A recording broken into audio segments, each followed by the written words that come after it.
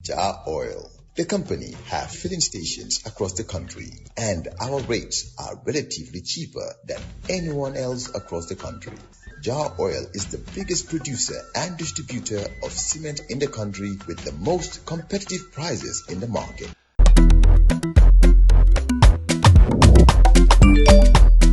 Excellent jam, Wave.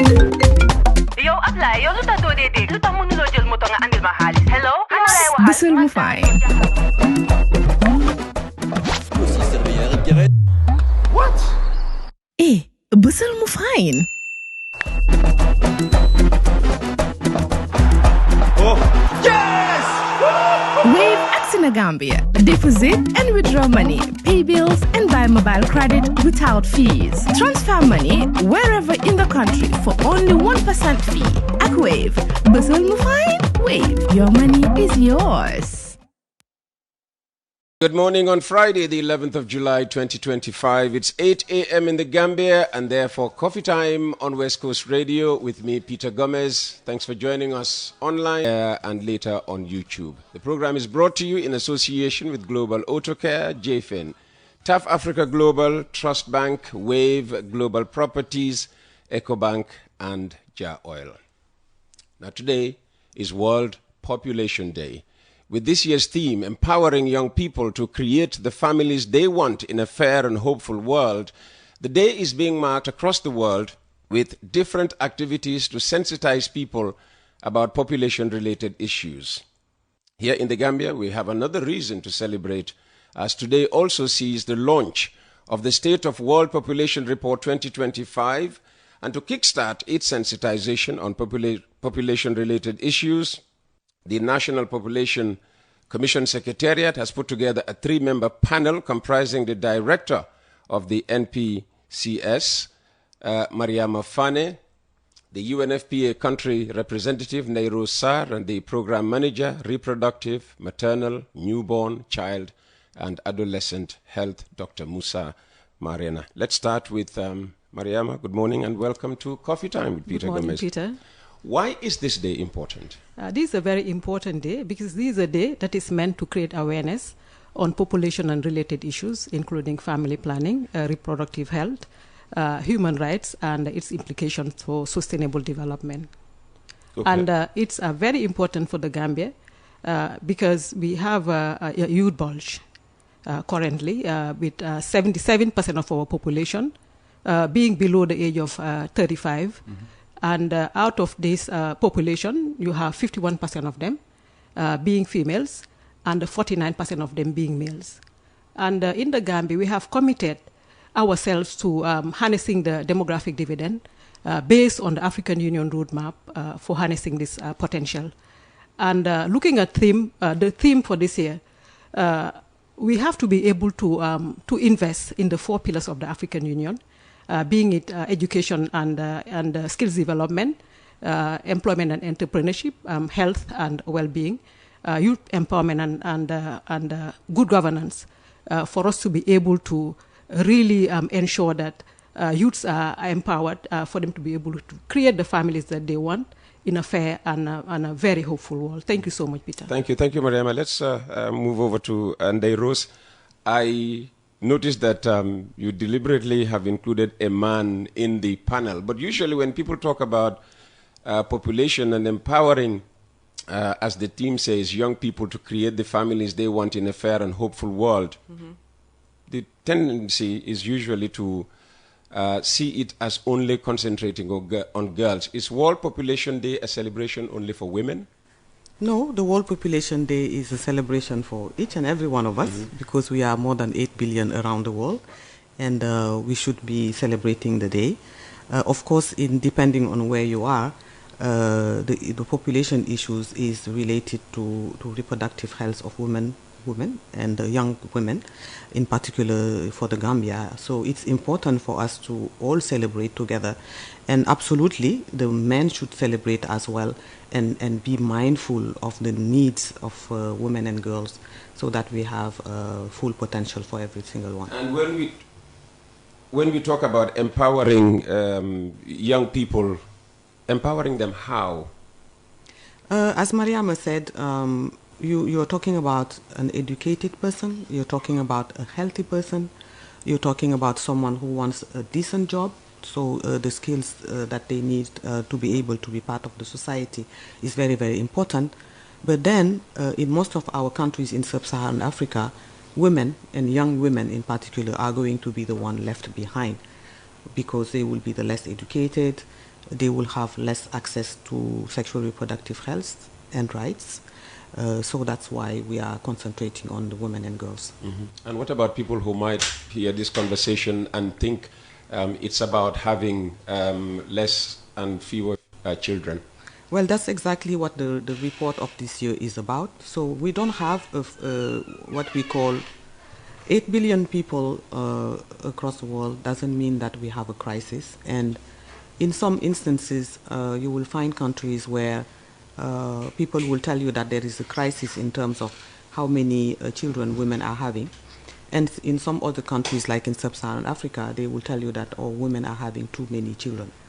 So what we are saying is that what is important is to put in place the infrastructures, the policies, and the environment for any family, so men and women, to choose how many, when, and how.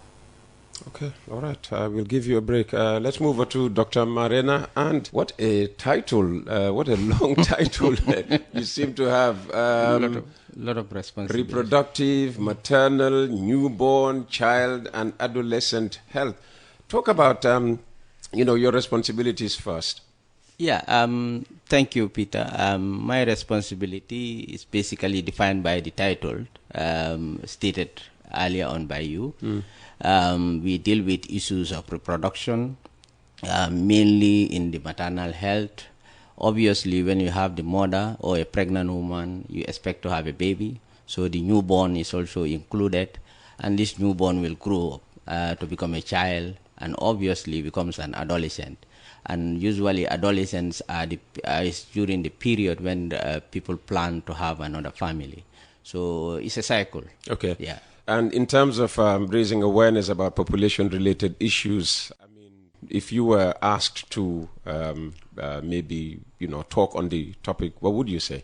Yeah, so like Madam Rose said, is focused on the people planning families, meaning that you have to have the intention. Obviously, when you have the intention, you should be able to anticipate and have the ability to reproduce. And that requires you to determine how many you want to have and when, meaning at what intervals, and obviously at what age you really want to have this.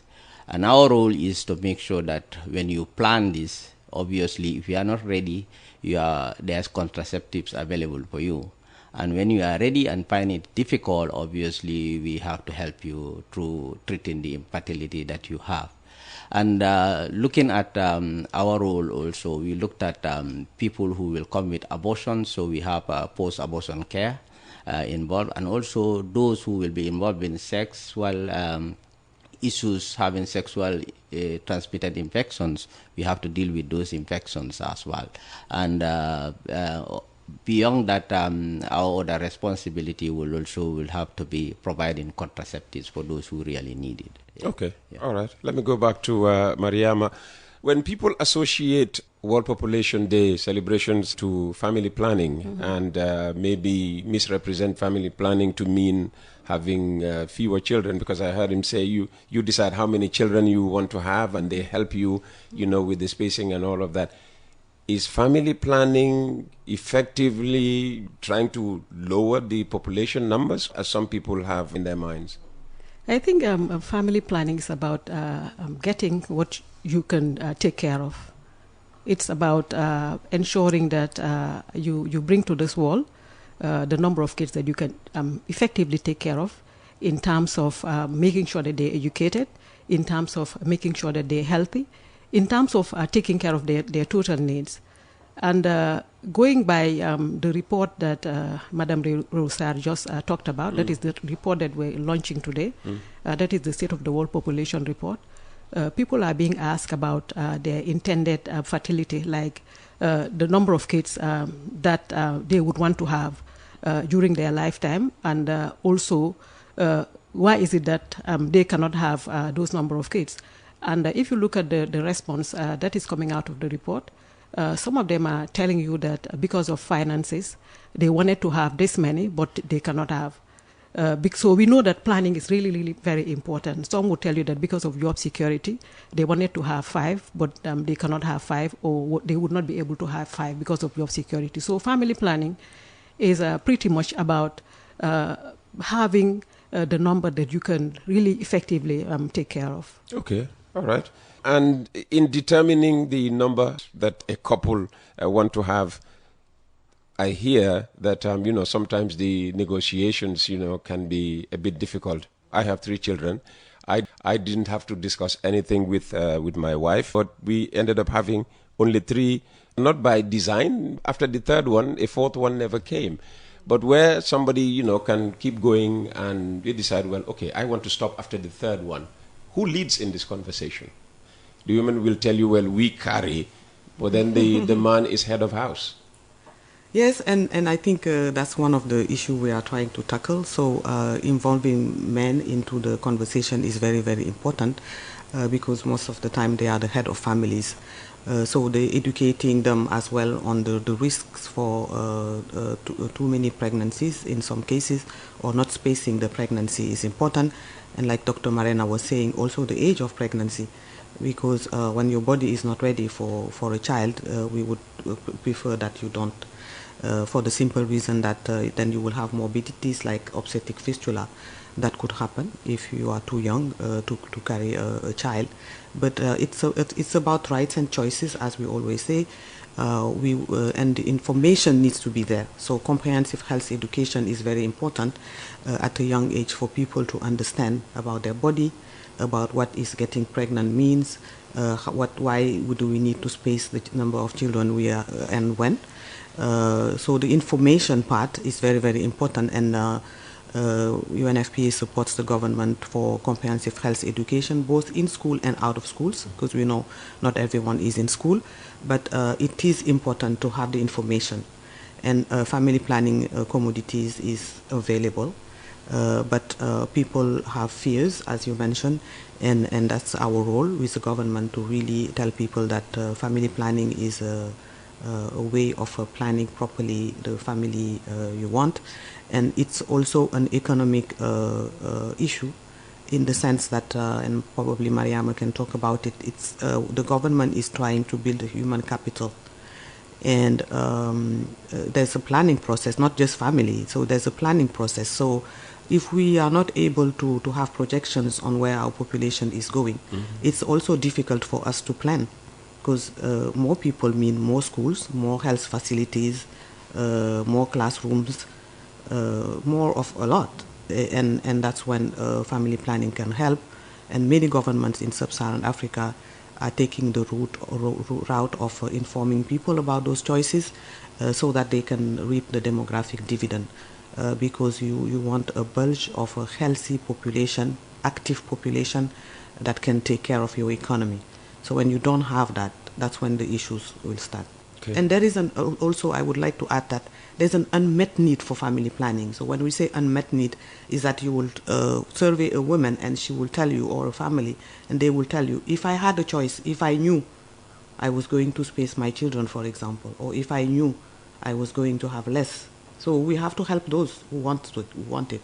Okay. Okay, of course, there would be those who don't want, for various reasons, religion being one of them. Let me quickly come back to you, Mariama. Thank you very much, Peter. I'll be very happy to talk on that. Like Madam Nehru's mentioned, you remember when I spoke earlier, I said that we have a youth bulge. Yes. And currently, if you look at the population below 15, and compared to the population 15 to 64, child dependency has declined in this country. And with the decline in child dependency, there's a tendency for increased productivity. There's also the tendency for economic growth. For example, in the Gambia, currently, for every 100 people that are working, they taking care of 77 people. 100 people, 15 to 64, they're taking care of 77 people, 73 people below the age of 15. When it comes to the case of Niger, for them, the window of opportunity for harnessing the demographic dividend, that is tapping the potential of youths, is not open in Niger. Because for Niger, when it comes to the child dependency, is very, very high. So reduction in child dependency signals the opening of the window of opportunity for the demographic dividend. Not only that, that is a crude way of confirming whether a country's window has opened. But as a country, funded by UNFPA in 2015, we did an analysis, and what this analysis does, this is called the NTA profile for a country. It looks at labor income and consumption by age, from age 0 to age 100. And it shows that the window of opportunity for the country has opened. Not only that, but it also showed that it's going to peak in 2035. We did a second analysis. The first analysis that we did showed that youth dependency was high, that youths were dependent up to the age of 34. And then you have elderly dependency starting after 52. And when we did the second analysis about in 2023, we just concluded in 2024, it showed that youth dependency, youths were dependent up to the age of 31, and elderly dependency started after 57, meaning that Gambia has gained within between 2015 and 2020, we have gained by 8 years. But Peter, this is just a potential. We need to that we need to tap. It's a potential that we need to harness. And according to the African Union, you have to invest in this. If your window of opportunity is open, you have to invest in 4 pillars that I mentioned earlier: education and skills development, employment, entrepreneurship, health and well-being, youth empowerment, and good governance. So we've been supported by the World Bank with technical support from UNFPA to develop monitoring tools. So a national observatory for the demographic dividend has been established, and it's housed at the National Population Secretariat under the Office of the Vice President. So the mandate of the observatory is to do research and then support government in tracking progress towards harnessing the demographic dividend. So we have the monitoring tools developed aligned to the African Union roadmap for harnessing the demographic dividend. And this monitoring tool has been developed at the national level and for each of the LGAs. And currently, we have these monitoring tools as part of the strategic plans of all 4 LGAs. We have the Birkama LGA, the Basse LGA, the Kanifing LGA, and the Kuntawur LGA. So they have these monitoring tools. Now they'll be able to track whether they're harnessing the demographic dividend based on those 4 pillars. So currently, we're working with the Ministry of Finance. Very soon, they're going to be supported, because it's not only, it does not stop at knowing that the window has opened and having the monitoring tools, but you also need to change your budget, make it into a budget that is very responsive to harnessing the demographic dividend. And that is currently the stage at which we are. And apart from that, because when it comes to empowering adolescents or empowering women and youths, it does not only stop at making sure that you transform the budget, you provide the tools, but you also have to have an environment that is conducive for empowering youths. So with support from the World Bank SWEAT project, we have established what we call a legal platform, a country legal platform. So the mandate of the legal platform is to support with the legal frameworks that affect the lives of adolescent girls and young women. So we have developed a compendium of legal texts, and this compendium has all the laws in this country that affect adolescent girls and young women, plus global and regional commitments. They are all in a single document. And this document has also identified the gaps in the different laws, as well as the gaps in the implementation of these laws, not only in the implementation, but also in the enforcement. So this is going to be used as a resource material for legal practitioners, as well as for those that have a stake in women and youth empowerment. Currently, we're also being supported to review the laws that also have to do with the lives of this vulnerable population. And by the way, the legal platform is being chaired by the Justice Ministry, and the vice chair is from FLAG, the Female Lawyers Association, but it is housed at the National Population Secretariat as the secretary to the legal platform. So we are being supported to review the Women's Act, the Children's Act, the Sexual Violence Act, and the Domestic Violence Act. So all of those things are geared towards harnessing the potential of these youths. Thank you. I keep hearing young women and and girls. Where are the boys? I mean, it takes a man and a woman to make a baby. Yeah, but we know that for a very long time, women have been left behind. When it comes to look at education, look at education, especially for tertiary education. Look at the gap when it comes to the sciences. The gap is very big. Go to UTJ.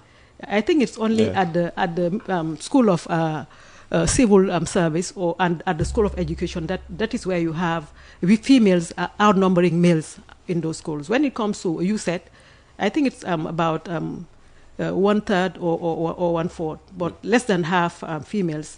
And okay, yeah, Dr. Martin, I'm not ignoring you, but let me just go back to Ndeye Rose to talk about the State of World Population Report that is about to be launched.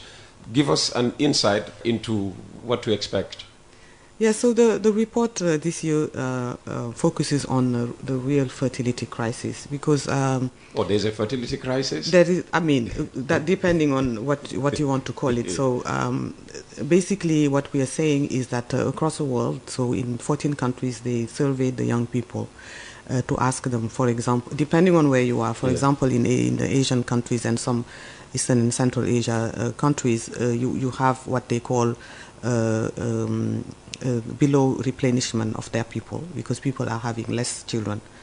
But when you ask those people why they're having less children, they will tell you that it's because the policies and the environment needed for me to have a child is not there because it's costly, you don't have any kindergartens and all where to keep the kids, so people choose not to.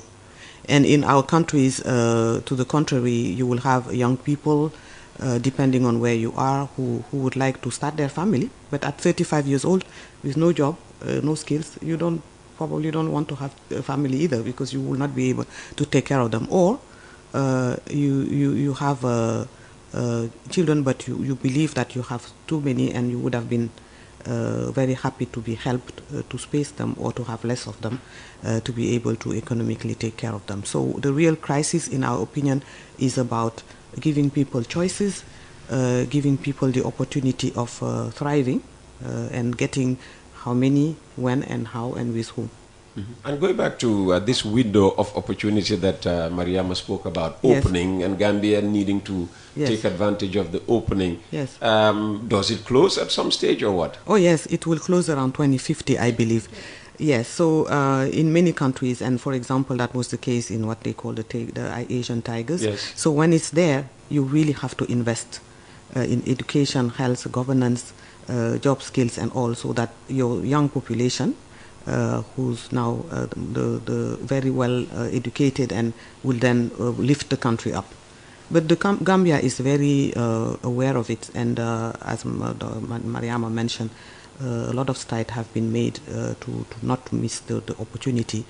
And also at the global level, they really play a role, because in 1994, when the International Conference on Population and Development happened in Cairo, Gambia immediately joined the Partnership for Population and Development, which was a consortium of several countries in the developing world who really wanted to look at the issues of population and making sure that they were ahead of the curve.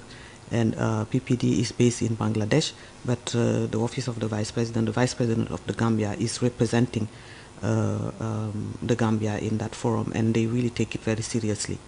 So I think we have the government commitment, so it's very important. And whether it's the Ministry of Health, where Dr. Marina is based, Mariama and NPCS in the Office of the Vice President, but the Ministry of Gender, Children and Social Welfare and other ministers are also very committed to really making this demographic dividend a reality. As we celebrate World Population Day today, what's the general feeling, do you think? Is the world overpopulated?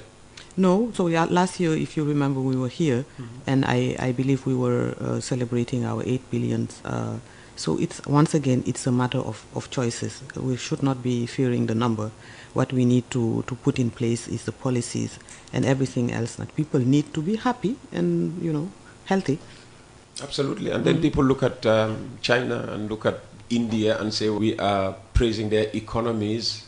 It's because they have this number this number of people. Yes, or it's not necessarily, it's not automatic that if your population is high, then... No, I mean, there are, of course, other elements you need to put in place, because, for example, if you have a limited amount of land, like the Gambia. If you overpopulate it, what will happen to you is also you'll have issues with agriculture and all that. So that's why I said the planning process is very, very important, and putting policies in place, whether it's changing how agriculture happens, going up, because in some countries where land is an issue, that's what they did, or getting into the sea or whatever. But you need to do something, and so that's why the government needs to at all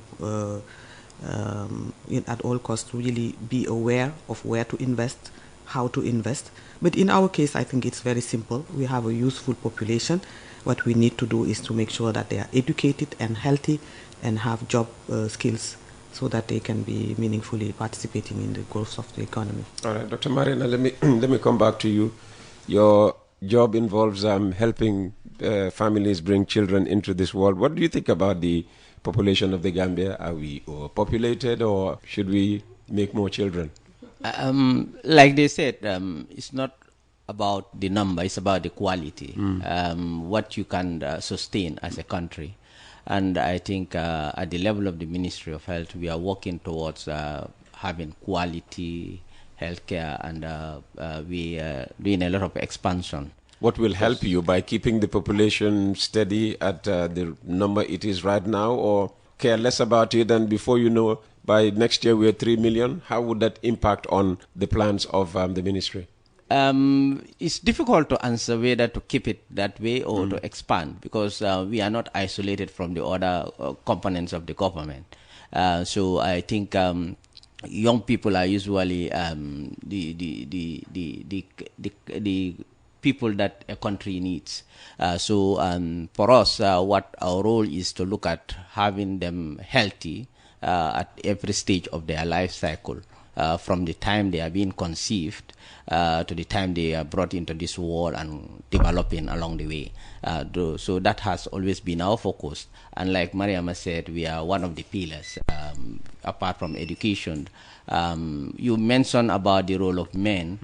We, at the level of the ministry, we have a paradigm shift towards having male partner involvement when it comes to reproductive health. So if you look at our facilities now, and also the advocacy that we are doing, we are encouraging male to be part of whatever we are doing at our level in reproductive health. Good. So we advise them to attend the antenatal. Are you having any success? Yes, we are really having success. The Center of Excellence is Bundung. They've been doing very well in that part. Buyam has also started. Fajikunda is doing so, and also in the restructuring of the facilities that we have, we are trying to make provisions for the man to be part of whatever the woman is doing. So when you go to the clinic with your partner, you are given the priority. When your partner is in labor, you are allowed in some of the facilities where those provisions are there. Okay. So this has been our focus as a ministry. Yeah. Okay, all right. Well, we have a couple of minutes left. I'll let Mariama wrap up on the issue of the theme and the message of the day, and then Ndeiros can talk about the report that is about to be launched. Thank you very much, Peter, for giving me the floor again. The theme for today is about empowering young people for them to be able to create the families that they want in a fair and hopeful world. And like I said, there is a theme that is very close to the heart when it comes to the policies that we are implementing as government, because we committed to harnessing the demographic dividend based on the African Union Roadmap 2017. And you cannot empower youths for them to create the families that they want without investing in the 4 pillars of the African Union for harnessing the demographic dividend. That was my message. Thank you very much. And finally, Ndeiros, the report that is about to be launched once you leave the studio. Well, the core issue for us is not how many children you have, but the choice you have to have the many as you want. And also, we want to make sure that any government invests in reproductive health services and information for young people to know about their body and to know about their rights to sexual reproductive health wherever they are, and especially for women. and young women in particular. That would be my message. Fantastic. And finally, Dr. Mariana, what would be your final message, as they say? So if you don't intend pregnancy, obviously you might have desire it later or not desire it. So our advocacy is basically every pregnancy should be intended. Thank you. All right. Thank you very much. You've been listening to a special conversation on World Population Day and also the imminent launch of the State of World Population Report 2020.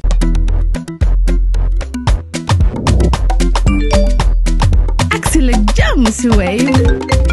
Yow Ablaye, yow lu tax doo dee dégg lu tax mënuloo jël moto nga andil ma xaalis. Hello? Kan laa lay waxal? Bisul mu fine. What?